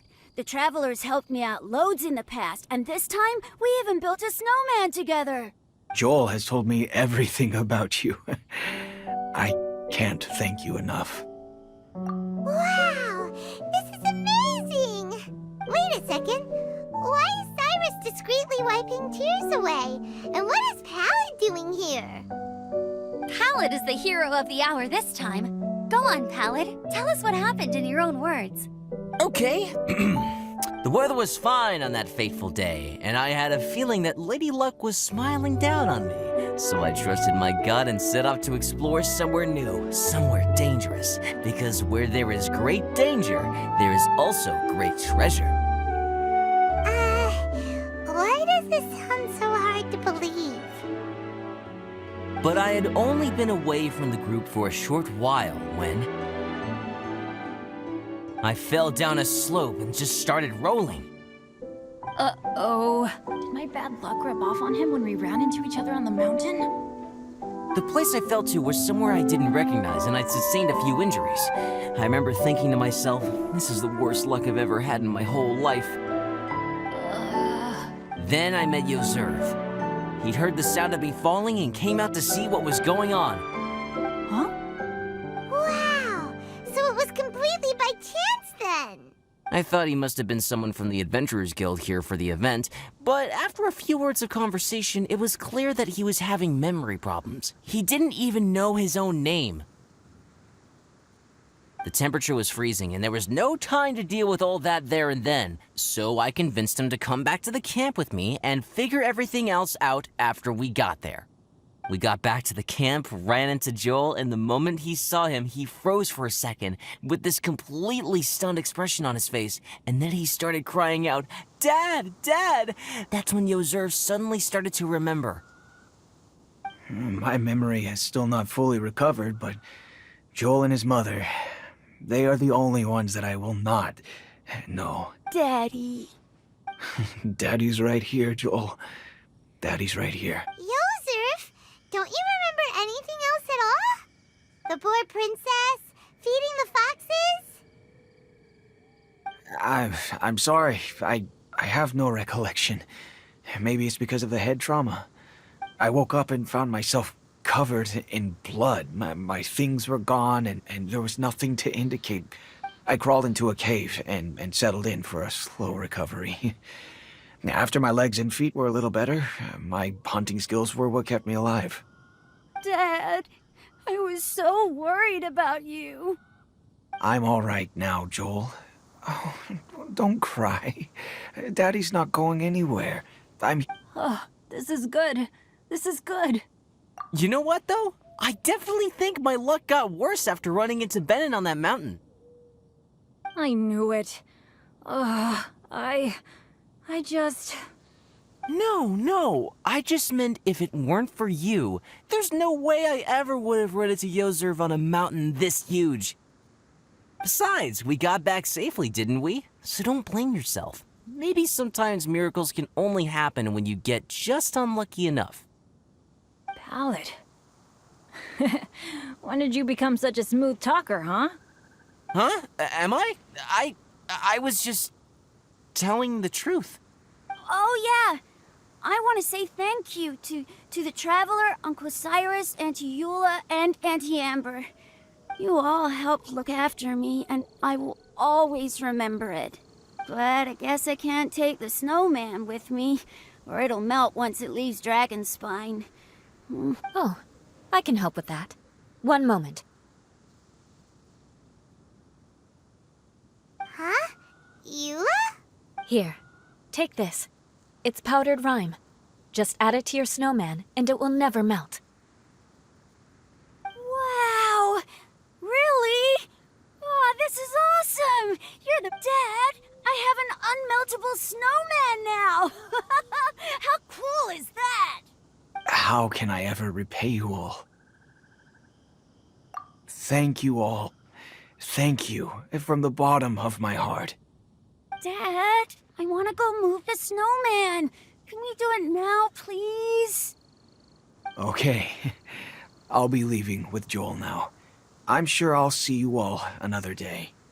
Very well, very well. It's time for Pallid and I to have another discussion concerning his breaches of adventurer discipline. Huh? But Cyrus, I think I kind of made up for my mistakes this time, you know? See you guys! Oh, I made this for you and Amber. Think of it as a winter souvenir. Aw, are you sure? This must be really important to you. Come on now, just take it. No. Wow! Now our snowman won't melt either! Great! You're welcome. Just keep it. That's all I ask. Amber and I have some business to attend to now. See you later.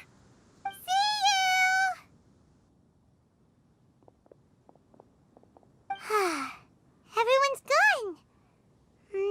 Oh, you know what? We've been on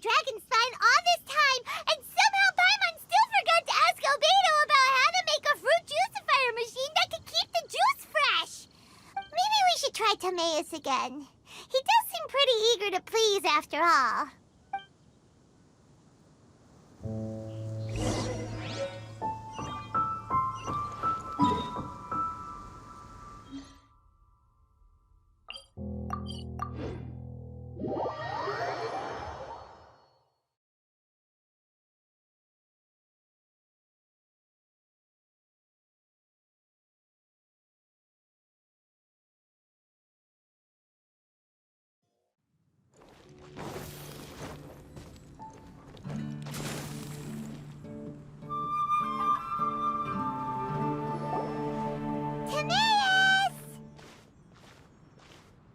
Traveler and Paimon, what can I do for you? Wait a minute. You've got that mischievous look on your face. Oh, you're not still thinking about that ridiculous juicer thing, are you? Timaeus, will you help us? Well, if the Traveler isn't really interested, then, yeah, maybe I'll give this one a pass. It's just the weirdest request ever. No, but Paimon's Sunsetias are gonna go to waste without it. And the time it would take me to research something like that, I could probably pick those Sunsetias again 10 times over. New research project, Timaeus? We meet again. Oh, Albedo, thank goodness. So the situation is, Paimon wants a machine that can turn fruit into juice and keep the juice fresh. I mean, surely it's... Majorly important, that's what it is. If you can manage to invent this, we'll never have to worry about fruit going bad ever again. That's impossible.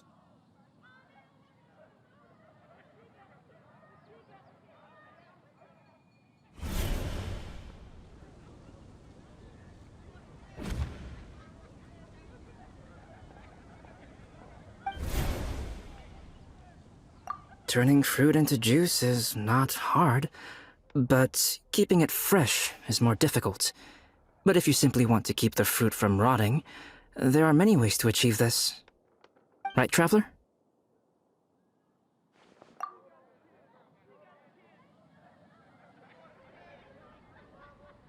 What about his neck? What's wrong? Is there something on my neck? From the look on your face, it's as if you thought I just played a practical joke on you that was in exceedingly poor taste.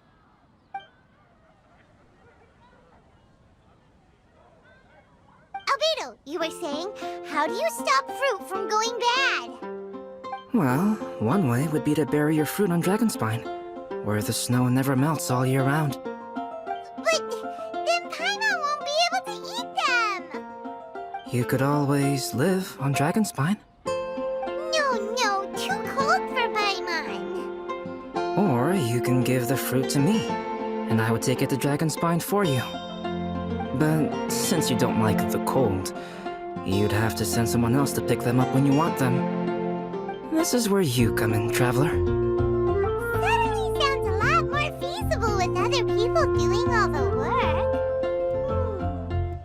Okay then, shall we go with that idea? Fruit buried on Dragonspine will stay fresh for much longer. However, it is also possible that the fruit will sprout and grow into fruit trees. Who knows? Maybe the next time you visit, it will have grown into an orchard. You can water the trees, add fertilizer, and when they finally bear fruit, you will have some fresh Sunsetias. No way! Then Paimon will have to be a gardener! That's not the goal here. Oh? I don't think being a gardener is so bad.